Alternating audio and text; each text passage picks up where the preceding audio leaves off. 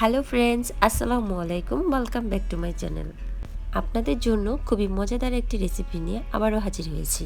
এই রেসিপিতে আজকে আমি আপনাদের করে দেখাবো পালং শাকের লুচি উইথ কাতলা মাছের ঝোল।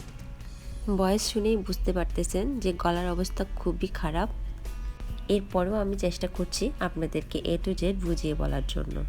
তবে আর কথা না বাড়িয়ে চলুন মূল রেসিপিতে চলে যাই।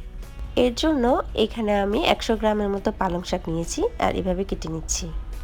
শাকগুলো কাটা হয়ে গেছে, এবার আমি এটাকে ব্লেন্ড করে নিব। আপনারা চাইলে এটা পাটাতেও পিষে নিতে পারেন। ব্লেন্ড করা হয়ে গেছে, এবার আমি এটাকে একটা বোলে ঢেলে নিচ্ছি। এখন এর মধ্যে দিয়ে দিচ্ছি 2 কাপ আটা। আপনারা চাইলে এখানে ময়দাটাও ব্যবহার করতে পারেন।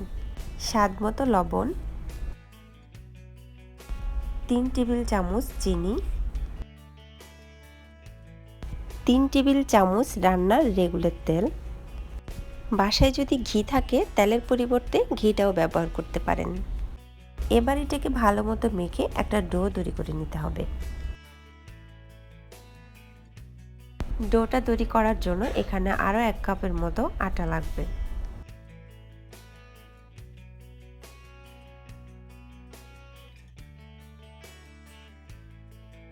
এই পর্যায়ে লুচি তৈরি করার জন্য ডোটা একদম রেডি হয়ে গেছে। দেখতেই পাচ্ছেন কতটা সফট হয়েছে। এখন আমি এই ডোটা থেকে অল্প অল্প করে নিয়ে বেলার সুবিধার্থে গোল গোল শেপ দিয়ে নিচ্ছি, যাতে করে সবগুলো লুচি একই সাইজের হয়।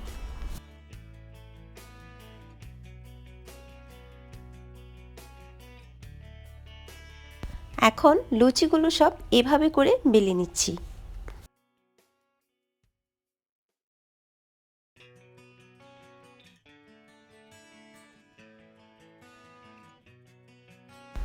সবগুলো লুচি আমার বেলা হয়ে গেছে।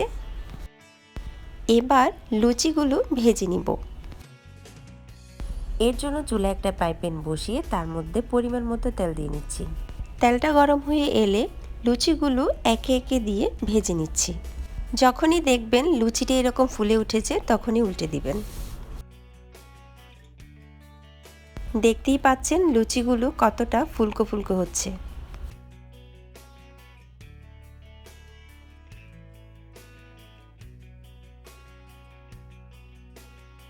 সবগুলো লুচি ভাজা হয়ে গেছে। এখন আমি তৈরি করে দেখাবো কাতলা মাছের ঝোল।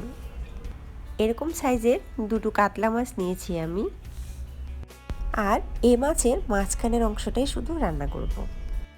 এবার মাছগুলোকে কেটে নেব। কাটার পর রান্নার জন্য 6 পিস মাছ নিয়েছি। এখন আমি এর মধ্যে দিয়ে দিচ্ছি পরিমাণ মতো লবণ, হলুদের গুঁড়া দিয়ে দিচ্ছি 1/2 চামচ। এবার আমি হলুদ এবং লবণের সাথে মাছগুলোকে মিশিয়ে নিচ্ছি। মেশানোর পর এটাকে আমি 5 মিনিটের জন্য রেখে দিচ্ছি। এবার মাছগুলোকে ভেজে নেওয়ার জন্য চুলায় একটা ফ্রাই প্যান বসিয়ে তার মধ্যে পরিমাণ মতো তেল দিয়ে নিচ্ছি। তেলটা গরম হয়ে এলে এর মধ্যে একে একে মাছগুলো দিয়ে দিচ্ছি। মাছগুলোর এক পাশটা হয়ে গেলে এভাবে উল্টে দিচ্ছি।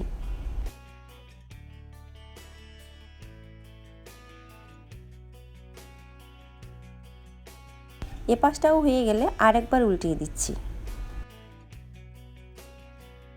মাছ ভাজাটা হয়ে গেছে, এবার আমি তুলে নিচ্ছি। মাছটা রান্না করার জন্য চুলায় আরেকটা ফ্রাই প্যান বসিয়ে তার মধ্যে পরিমাণ মতো তেল দিয়ে নিয়েছি। তেলটা গরম হয়ে এলে এর মধ্যে দিয়ে দিচ্ছি 1/2 চামচ কালো জিরা, 1/2 চামচ আস্ত জিরা। এখন এগুলোকে হালকা ভেজে নিচ্ছি। এরপর দিয়ে দিচ্ছি 1/2 কাপ পেঁয়াজ কুচি। পেঁয়াজটাকে একটু এভাবে ভেজে নিচ্ছি। 4-5টার মতো আলু দিয়ে দিচ্ছি, যেটা আমি আগে কেটে ধুয়ে রেখেছিলাম। আলুগুলোকে তেলের মধ্যে এভাবে ভেজে নিতে হবে। দিয়ে দিচ্ছি 1 চামচ হলুদের গুঁড়া, 1 চামচ জিরা ও ধনিয়া গুঁড়া, 1 চামচ লাল মরিচের গুঁড়া,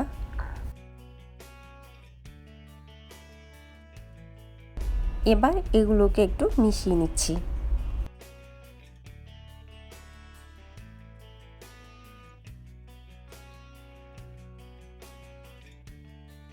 এখন দিয়ে দিচ্ছি টমেটো কুচি আর এইভাবে মিশিয়ে নিচ্ছি।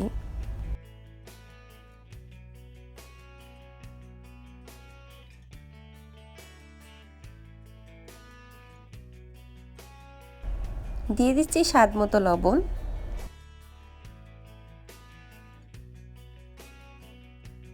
লবণটাকে মিশিয়ে নিচ্ছি।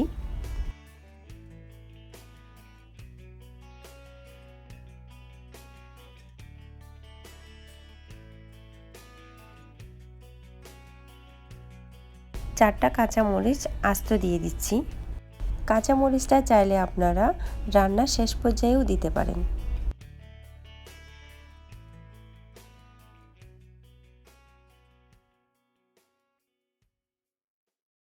এখন দিয়ে দিচ্ছি পেঁয়াজ, আদা ও রসুনের পেস্ট। এখন এগুলোকে মিশিয়ে নিচ্ছি। পেঁয়াজের পেস্টটা চাইলে আপনারা আলুটা ভেজে নেওয়ার আগেই দিতে পারেন। মেশানো হয়ে গেছে, এবার এটাকে আমি একটা ঢাকনা দিয়ে ঢেকে 5 মিনিট ধরে কষিয়ে নেব। ফিরে আসলাম 5 মিনিট পর। দেখতেই পাচ্ছেন তেলটা ভেসে উঠেছে, তার মানে কষানো হয়ে গেছে।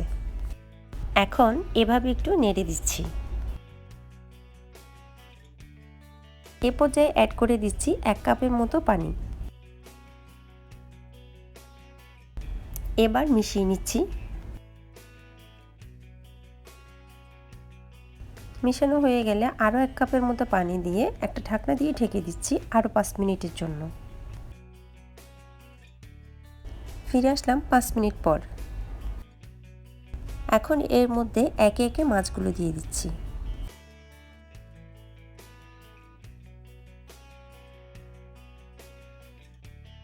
মাছগুলো দেওয়ার পর আবারও ঢাকনা দিয়ে ঢেকে দিচ্ছি 5 মিনিটের জন্য। চলে এলাম 5 মিনিট পর।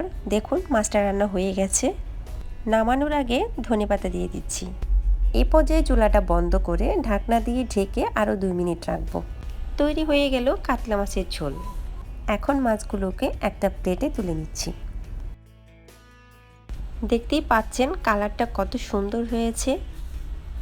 আপনারা অবশ্যই বাড়িতে এই রেসিপিটি ট্রাই করবেন। দেখতে যেমন সুন্দর হয়েছে, খেতে কতটা টেস্টি হয়েছে বাড়িতে ট্রাই করলে অবশ্যই বুঝতে পারবেন। এত কষ্ট করে যখন বানিয়েছি তাহলে তো একটু খেয়েই দেখতে হয়, তাই না? পালং শাকের লুচি আর কাতলা মাছের ঝোল, ওয়াও, জাস্ট অসাধারণ। এই রেসিপিটি ভালো লাগলে অবশ্যই লাইক, কমেন্ট ও শেয়ার করতে ভুলবেন না যেন। এতক্ষণ সময় নিয়ে ভিডিওটি দেখার জন্য সবাইকে ধন্যবাদ জানিয়ে শেষ করছি। আল্লাহ হাফিজ।